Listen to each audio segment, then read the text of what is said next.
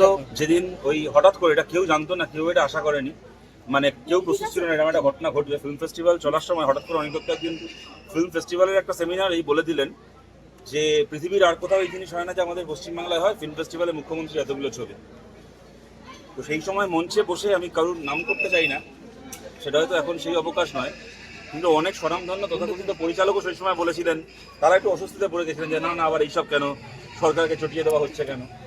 তা আমার মনে আছে তখন অনেক দত্তকে অনেকে প্রশ্ন করেছিলেন যে এর ফলে আপনি এই যে মুখ্যমন্ত্রীকে নিয়ে, তৎকালীন মুখ্যমন্ত্রী তাকে নিয়ে আপনি যে কথাটা বললেন, এরকম চ্যালেঞ্জ করলেন, এরপরে আপনার কোনো অসুবিধা হবে না কাজ করতে পশ্চিমবাংলায়? আমার এখনো মনে আছে অনেক দত্তর উত্তরটা। উনি বলেছিলেন যে কেউ কেউ মাথা নিচু করে মার্সিডিজ চড়ে, আর কেউ কেউ মাথা উঁচু করে মারুতি গাড়ি চড়ে। দরকার হলে আমি সারা জীবন মাথা উঁচু রেখে মারুতি গাড়ি চড়বো, রিক্সা চড়বো, তাও ভালো, আমার মাথা নিচু করে মার্সিডিজ চড়ার দরকার নেই। এবং সত্যি ওই টার্মসেই নিজের জীবনটা উনি কাটিয়েছেন। তারপরও বিভিন্ন সময়, ভবিষ্যতের ভূত সিনেমার সময়, অপরাজিতার মতো একটা ছবি যেটা গোটা পৃথিবীতে সমাদৃত হলো, কিন্তু তার নিজের শহরে ফিল্ম ফেস্টিভ্যালে সেটাকে দেখানো হলো না, নিজের শহরে সেটা নন্দনে দেখানোর সুযোগ দেওয়া হলো না। এত কিছু হয়েছে ওনার ওপর। এরকম ঘটনা ঘটেছে, আপনারা জানেন, গত লোকসভা ভোটের দিন ওনার নামে ওখানকার লোকাল পাড়ার তৃণমূলের কিছু লোকজন থানায় এফআইআর করে থেকে শুরু করে, যাই হোক এখন হয়তো এগুলোকে নিয়ে আলোচনা করার সময় না, কিন্তু আমি এইটা বলছি যে এত রকমভাবে চাপ দেওয়ার চেষ্টা হয়েছিল, এত কিছু হয়েছিল, কিন্তু কখনো একটা দিনের জন্য কখনো কম্প্রোমাইজ করেন। উনি অপরাজিত বলে সিনেমা বানিয়েছিলেন, সত্যি অনিক দত্ত অপরাজিতই ছিলেন। যদি একটা শব্দ ওনার ক্ষেত্রে ঘাটে তা হচ্ছে এইটা, অপরাজিত। এবং এই রাজনৈতিক অসংখ্য, দেখুন এগুলো তো অন রেকর্ড, এগুলো তো আমার বলার অপেক্ষা না।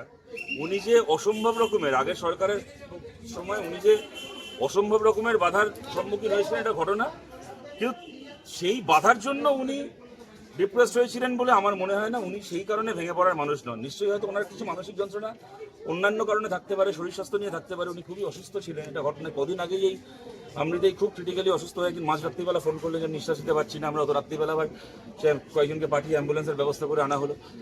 যাই হোক, খুব, এবং যে কথাটা আপনি বললেন যে মাঝে মধ্যে কথা বলেই বলতেন যে আমি আর তো সিনেমা করতে পারবো না, কেননা উনি গত লাস্ট যে সিনেমাটাও করলেন যতকাণ্ড কলকাতায়, খুব কষ্ট করে ছবিটা উনি কমপ্লিট করতে হয়েছিল। অর্ধেক সময় উনি শুটে যেতে পারেননি, বাড়ি থেকে ভিডিও কলে আর কি মানে নির্দেশনা দিয়েছিলেন, কার্যত পরিচালনা করেছিলেন, পরে পোস্ট প্রোডাকশনে ছিলেন।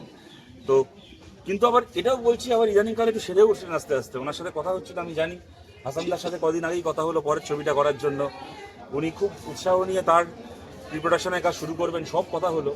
তারপরে এরকম একটা ঘটনা ঘটলো, আর কি বলবো, আর স্পেকুলেশন, এখন আমার পক্ষে তো বলা সম্ভব না এটা। কিন্তু আমি এইটা বলতে পারি যে আমার নিজেকে খুব, আমাদের সবারই, অনেকেরই হয়তো নিজেকে অপরাধী লাগছে বা লাগা উচিত। মানে কোনো জায়গায় মনে হচ্ছে হয়তো আমাদেরই আরো বেশি খবর রাখা উচিত ছিল, আরো হয়তো আরো নিয়মিত যোগাযোগ করলে, কথা বললে হয়তো আরো ভালো হতো। এখন আর এগুলো ভাবা ছাড়া আর কি করার আছে। এখন রাই, এখন এসএসকেএমে নিয়ে যাওয়া হয়েছে পোস্টমর্টমের জন্য। তারপরে ওনার মেয়ে রাই বিদেশে থাকে, ও ইউরোপ থেকে খবর পেয়ে এখন ওখান থেকে রওনা হয়েছে, একটু পরে ফ্লাইট নেবে ওখান থেকে। মোটামুটি এক্সপেক্টেড কালকে 3টে সাড়ে 3টে নাগাদ ও কলকাতায় মানে পৌঁছবে।